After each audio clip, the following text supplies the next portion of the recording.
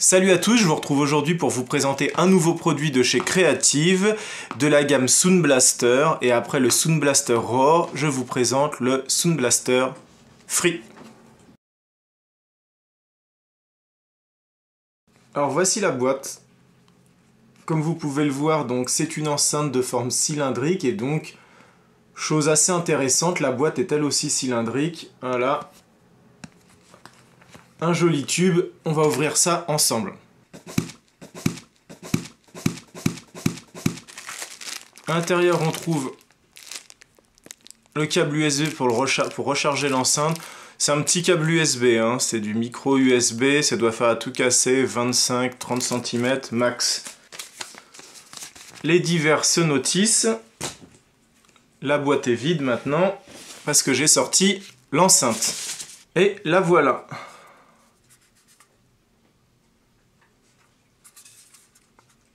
Voilà.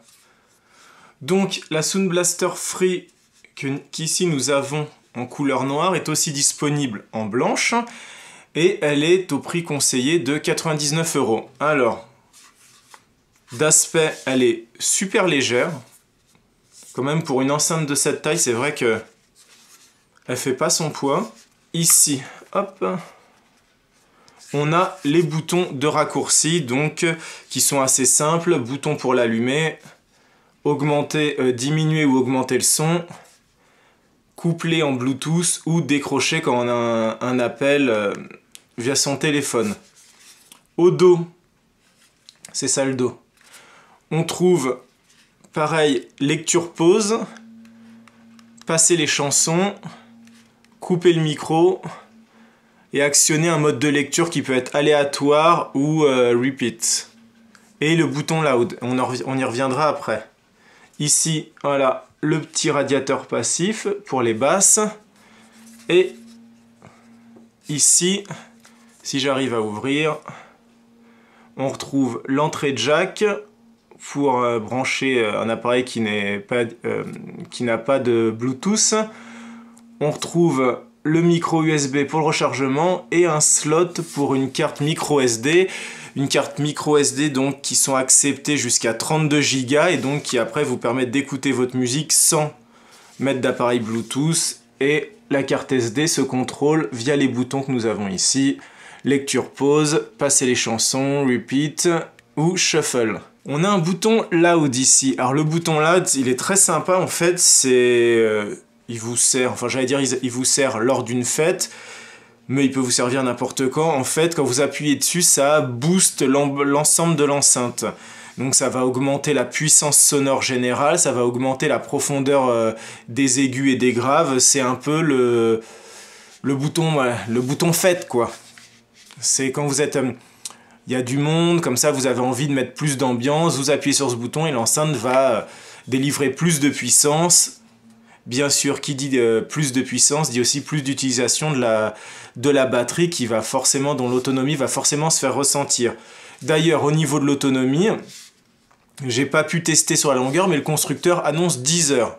Après, si bien sûr vous voulez que ça dure plus longtemps, sachez que vous pouvez la brancher en USB à un ordinateur et vous en servir comme enceinte de bureau. Et à ce moment-là, Creative vous conseille de télécharger un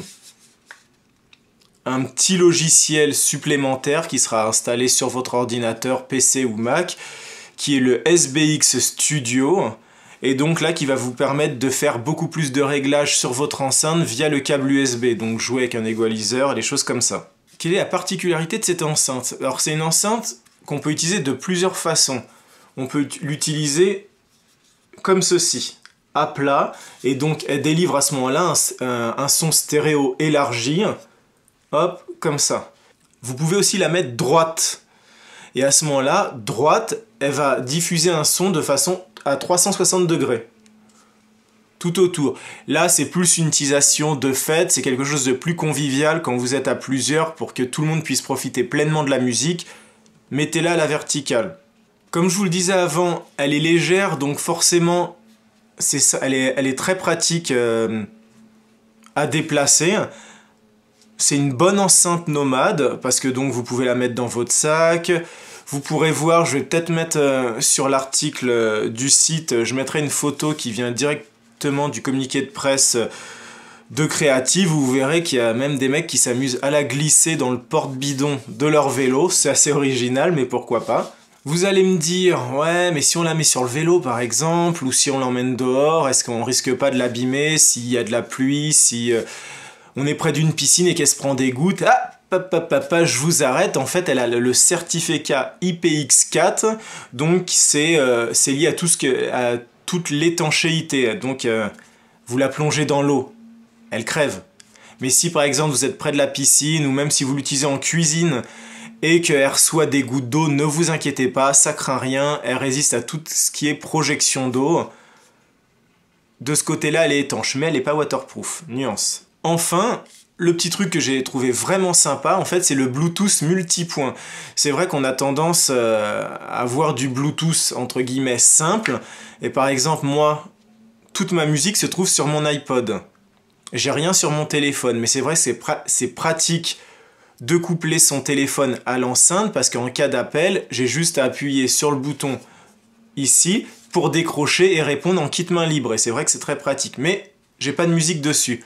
Alors comment faire? Là, avec le Bluetooth multipoint, vous avez la possibilité de coupler votre iPod pour écouter votre musique et de coupler un second appareil, par exemple un téléphone, en Bluetooth aussi, qui sera relié à l'enceinte, et en cas d'appel, l'enceinte reconnaît qu'il y a un appel sur votre téléphone, et à ce moment-là, vous pourrez aussi interagir avec votre téléphone et décrocher pour prendre l'appel, alors que vous êtes couplé à un iPod par exemple pour écouter de la musique. Donc c'est vraiment sympa comme système, et c'est exactement ce qu'il me faut. Donc voilà, c'était une rapide présentation du Sound Blaster Free. Donc c'est une petite enceinte Bluetooth très pratique qui est disponible en noir ou en blanc. Elle est au prix de 99 €, prix conseillé, mais il y a de fortes chances que vous trouviez peut-être moins cher dans les 80 €. Elle a 10 heures d'autonomie, elle est puissante et elle peut booster sa puissance avec le bouton load. Elle est légère, franchement que demander de plus? Peut-être un petit test en live. Allez, c'est parti. Ici, hop, et maintenant on va la coupler à cet iPod qui dispose déjà d'une grosse liste d'enceintes Bluetooth. Allez, c'est parti, musique. On va augmenter le son.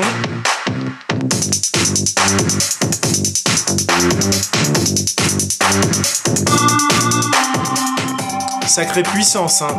Et on va activer le mode loud.